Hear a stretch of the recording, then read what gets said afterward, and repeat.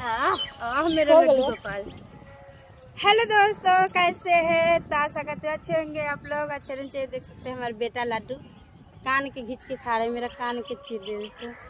तो दोस्तों इतना मेहनत करती हूँ, देख सकते हैं वीडियो बनाने के चक्कर में मैं कहाँ पे आके बच्चे लेके फिर भी वीडियो बना रहे हैं आप सबके लिए। क्या आप लोग के दया में नहीं आते हैं लाइक फॉलो करने के लिए? प्लीज़ फॉलो कर दीजिए, लाइक कर दीजिए दोस्तों। एक लाइक और फॉलो कर दीजिए तो फिर गरीब हो जाएगा। है मेरे बाबू।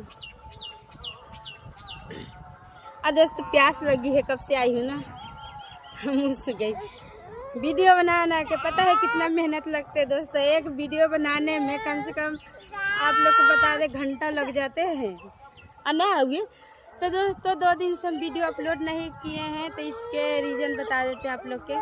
क्योंकि पहला नंबर है तो 2 दिन हमारे तबीयत ठीक नहीं थी, और तीसरा दिन मैंने सोचे कि बनाएंगे तो थोड़ा घर में भी लड़ाई झगड़ा हो गया, और ऊपर से तो हमारे सास के मतलब बहन के लड़का डेट कर गए कल है।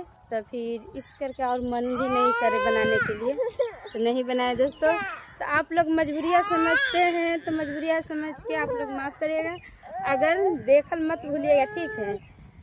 पता है दोस्तों ये बोलते हैं कि